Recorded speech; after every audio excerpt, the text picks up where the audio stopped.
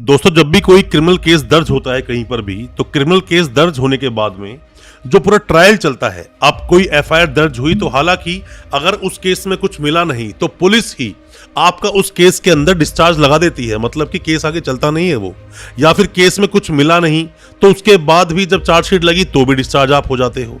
पर मैं बात उसकी कर रहा हूं कि अगर मान लीजिए आपका ट्रायल चलना शुरू हो जाए, एफआईआर दर्ज हुई, चार्जशीट लगी, अब ट्रायल आपका शुरू हो गया, तो ऐसे मामलों में खास करके आप पर जब केस दर्ज हुआ, आपको पता नहीं होता कि मैं आज कोर्ट में जाऊंगा तो आज कोर्ट में क्या होगा या प्रोसीडिंग क्या होगी, क्या होता है पूरे ट्रायल का प्रोसेस, कब कब क्या होगा, क्योंकि स्टेप बाय स्टेप होता है। जैसे ए के बाद बी आएगा, बी के बाद सी आएगा, उसी तरह से क्रिमिनल प्रोसीडिंग का, क्रिमिनल ट्रायल का भी एक प्रोसेस है। बहुत सारे नए वकील साहब, बहुत सारे वो जो लॉ नए स्टूडेंट्स हैं, या बहुत सारे ऐसे स्टूडेंट्स जिन्होंने अभी अभी लॉ कंप्लीट की है और लाइसेंस आ गया, उनके पास इंटर्नशिप उन्होंने की नहीं और कोई सिखाने वाला उनके पास है नहीं। तो ऐसे मामलों में उन सभी की मदद के लिए मैं एक वीडियो लेकर आया हूं आपके लिए। पूरा प्रोसेस आपको बताऊंगा, ट्रायल कैसे चलता है शुरुआत से लेकर एंड तक। ज्यादा कुछ जानने के लिए क्रिमिनल ट्रायल के बारे में दोस्तों बने रहिए हमारे इस वीडियो के साथ। नमस्कार दोस्तों, स्वागत करता हूं फिर एक बार आप सभी का अपने इस यूट्यूब चैनल पर। मेरा नाम है वीरेंद्र वर्मा। जैसा आप सभी जानते हैं, हम इसी तरह की लीगल अवेयरनेस की वीडियोस आपके लेकर आते हैं और आपको बनाते हैं कानूनी जानकार। दोस्तों, हालांकि बहुत सारे ऐसे स्टूडेंट जो लॉ स्टूडेंट्स हैं या फिर इंटर्नशिप कर रहे हैं या फिर अभी वकील साहब बने हैं वो अभी, तो बहुत सारे स्टूडेंट्स हमें अक्सर सवाल पूछते हैं, अलग तरह के जो उनके दिल में सवाल होते हैं। उनके सभी सवालों को देखते हुए हमने सोचा कि पूरे क्रिमिनल ट्रायल पर हम एक वीडियो बनाएं। दोस्तों, कोई भी जो क्रिमिनल ट्रायल चलता है वो शुरुआत होता है एक कंप्लेंट से, इन्फॉर्मेंट से हालांकि शुरुआत होती है। एक कोई भी इन्फॉर्मेंट जाता है पुलिस के पास, अपनी इन्फॉर्मेशन देता है, या ऑनलाइन उसने इन्फॉर्मेशन दे दी होगी, मतलब कि उसने कोई कंप्लेंट दे दी होगी। आप कुछ इस तरह समझ लीजिए, पुलिस एक प्रिलिमिनरी कोई भी इंक्वायरी करने के बाद में एफआईआर को दर्ज कर लेते हैं। एफआईआर दर्ज हो गई तो एफआईआर जब दर्ज होती है दोस्तों, एफआईआर में भी एनसीआर कटेगी या एफआईआर कटेगी। एफआईआर अगर कटी है तो उसमें चार्जशीट लगेगी ही, पुलिस की इन्वेस्टिगेशन रिपोर्ट आनी ही है। तो जो एफआईआर कटी आपकी, एफआईआर कटते ही किसी भी व्यक्ति को अगर पुलिस ने पकड़ा, मतलब कि उसको अरेस्ट कर लिया, 24 घंटों में मजिस्ट्रेट साहब के सामने पेश करेंगे। मजिस्ट्रेट साहब यहाँ डिसाइड करेंगे कि उसको अब रिमांड पर भेजें, मतलब कि पुलिस रिमांड में दे दें या फिर जुडिशियल कस्टडी में दे दें, मतलब जेल भेज दें।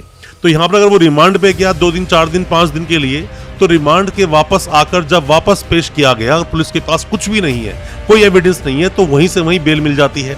और अगर पुलिस के पास कोई भी एविडेंस है तो वहीं से उनको जेल भेज दिया जाता है, उस व्यक्ति को, उस एक्यूज को, क्योंकि अभी इन्वेस्टिगेशन करनी है। अब जेल भेज दिया गया, अब लगेगी यहाँ पर चार्जशीट। पर मैं एक बात आपको बता दूं दोस्तों, बीच में आप बेल लगा सकते हो चार्जशीट से पहले भी, जरूरी नहीं कि चार्जशीट का आप वेट ही करोगे, डिपेंड करता है केस पे। चार्जशीट लगेगी यहाँ पर इन्वेस्टिगेशन कंप्लीट होने के बाद में, पुलिस करेगी यहाँ पे चार्जशीट फाइल, और यहाँ पर सब चीजें उस पूरे के पूरे जो ये आरोप पत्र जो बनाया गया, पूरा ये डायरी भी आप इसको बोल सकते हैं, अलग तरह से अलग अलग स्टेट में बोली जाती है चीज।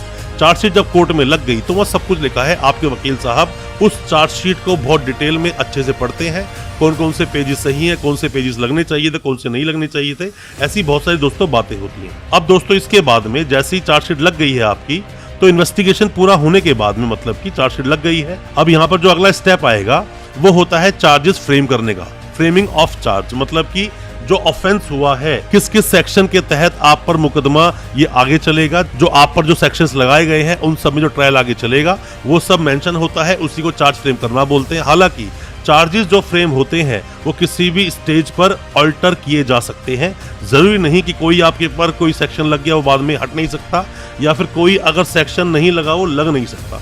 ये हो सकता है, डिपेंड करता है आगे होने के बाद में जब केस का फर्दर प्रोसेस चलता है। और आप जैसे ही चार्जेस फ्रेम हुए, आप कुछ बोल रहे हैं, कोई सेक्शन नहीं लगते हैं, फिर भी लग गए, तो आप यहाँ पर रिवीजन में जा सकते हैं, हाई कोर्ट में अपील लगा सकते हैं। अगर वो सेशन ट्रायल था और लोअर में था तो आप ऊपर जा सकते हैं, डिपेंड करता है क्या केस चल रहा है। इसके बाद में प्रोसिक्यूशन एविडेंस शुरू हो जाते हैं, जिसको पीई बोलते हैं। मतलब कि जो पूरी इन्वेस्टिगेशन हुई और जो लिस्ट ऑफ विटनेस बनाए गए, उन सबको वन बाय वन कोर्ट में बुलाया जाता है और आपके वकील साहब उनको क्रॉस करते हैं। उनका चीफ एग्जामिनेशन होता है और क्रॉस होता है, यहाँ बहुत महत्वपूर्ण रोल प्ले करते हैं हालांकि आपके वकील साहब। बट जो अगला स्टेप है वो प्रोसिक्यूशन एविडेंस का होता है। बहुत सारे एविडेंस चलते हैं। अगर आप कोई वकील साहब हैं तो उस लिस्ट को देख लें। अगर वहां 20 लोगों की लिस्ट है तो उस 20 लोगों के जो एविडेंस कराए जाएंगे वो 1 बाय 1 हर डेट पे 2-3 भी बुलाए जा सकते हैं, वो डिपेंड करता है। प्रोसिक्यूशन एविडेंस कराया जाएगा। जैसे ही प्रोसिक्यूशन एविडेंस खत्म हो गई, मान लीजिए जितने भी गवाह हैं सबकी गवाहियां हो गई, जो डॉक्यूमेंट लगने डॉक्यूमेंट लग गए, उसके बाद होगी स्टेटमेंट ऑफ एक्यूज। मतलब कि यहाँ पर 313 की स्टेटमेंट कराई जाती है, जिसमें कि आप ये भी बोल सकते हैं इसमें स्टेटमेंट ऑफ एक्यूज को शॉर्ट में लोग ऐसे बोलते हैं कि ऐसे पर डेट आ गई। अब वहाँ पर क्या होता है कि बहुत सारे सवाल काफ़ी बार पहले से लिखे होते हैं, तो उनके जवाब देता है कौन? एक्यूज। यही बस एक पोजीशन होती है जहाँ पर आकर, यही एक वो स्टेज है जहाँ पर आकर खुद एक्यूज बताता है कोर्ट को क्या सच है और क्या झूठ है, क्या वो बोलना चाहता है, उसके दिल में जो भी बातें हैं उस समय वो कोर्ट को जाकर बताता है। आपके वकील साहब भी इसमें आपकी हालांकि मदद बिल्कुल कर सकते हैं। दोस्तों, अगर ये वीडियो आपको अच्छा लग रहा है तो अभी इस वीडियो को लाइक करें, ताकि इसी तरह की लाइक से हमें मोटिवेशन मिल सके और प्रोत्साहन मिल सके इसी तरह की लीगल अवेयरनेस की वीडियोस आप तक पहुंचाने के लिए। और आप अगर पहली बार आए हैं हमारे इस चैनल पर, पहली बार देख रहे हैं हमारे इस वीडियो को, हमारे चैनल को अभी सब्सक्राइब करें, साथ में लगा बेल आइकन जरूर दबा दें, ताकि इसी तरह की लीगल अवेयरनेस की वीडियोस आप तक पहुंच सके सबसे पहले। जैसे ही स्टेटमेंट ऑफ एक्यूज होगा, स्टेटमेंट ऑफ एक्यूज होने के बाद में evidence of defence and cross examination होता है। मतलब कि डिफेंस में अब जो आपके वकील साहब हैं वो अपने अब यहाँ पे सबूत देंगे, अपने गवाह देंगे, बुलाएंगे वहां पर, वो उनकी स्टेटमेंट करवाएंगे और यहाँ पर पीपी साहब जो बैठे हैं कोर्ट में वो उनसे सवाल पूछेंगे। मतलब जो अभी तक स्टेट ने किया था वही मतलब उसका उल्टा वर्जन होता है यहाँ पर, जहाँ evidence of defence and cross examination शुरू हो जाता है। अब जैसे ही आपके फेवर में जो आपके गवाह आ रहे हैं, गवाह ने गवाही दे दी, क्रॉस भी हो गया, डॉक्यूमेंट आपको लगाने लगा दिए, आपने एविडेंस लगाने लगा दिए, उसके बाद आएगा फाइनल आर्ग्यूमेंट।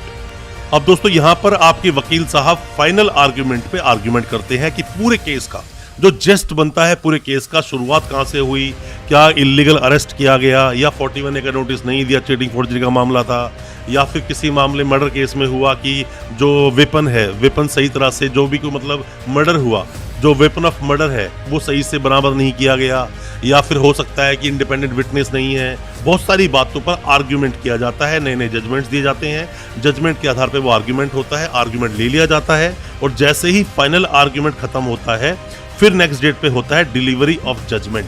अब जजमेंट देगा कोर्ट, कोर्ट ये बताएगा कि आप कन्विक्टेड हो या फिर आपको एक्विटल दे दिया गया है, या तो आप बरी कर दिए जाओगे, केस से मुक्त कर दिए जाओगे, और या फिर यहाँ पे जजमेंट देंगे कि नहीं आप अपराधी हो।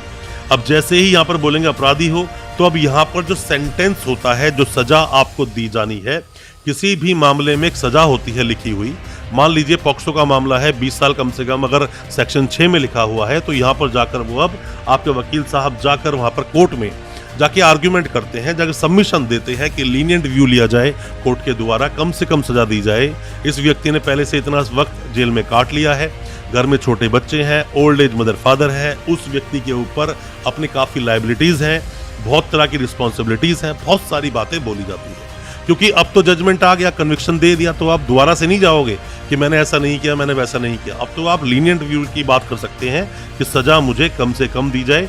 इन सब पर आपके वकील साहब अपना सबमिशन देते हैं और फिर नेक्स्ट डेट पर जजमेंट विथ पनिशमेंट, पनिशमेंट कितना दिया गया, कोई किसी तरह का फाइन लगाया गया कि नहीं लगाया गया, ये सब होता है। और जो भी जजमेंट का ऑर्डर आपके पास अब आया, पनिशमेंट जो उसमें लिखी है, अब आप उसके लिए अपील कर सकते हो उसके हायर कोर्ट में। पॉक्सो में मान लीजिए कन्विक्शन हो गया तो अब आप हाई कोर्ट जा सकते हैं, किसी मर्डर केस में हो गया हाई कोर्ट जा सकते हैं, चीटिंग फोर्जरी के मामले में कन्विक्शन हो गया हाई कोर्ट जा सकते हैं, किसी भी मामले में आप जा सकते हैं हाई कोर्ट। आप किस किस मामले में हाई कोर्ट जाएंगे, कब कब अपील लगा सकते हैं, अपील पर मैंने बहुत डिटेल वीडियो बनाई है, उस अपील की वीडियो आप देख लेना।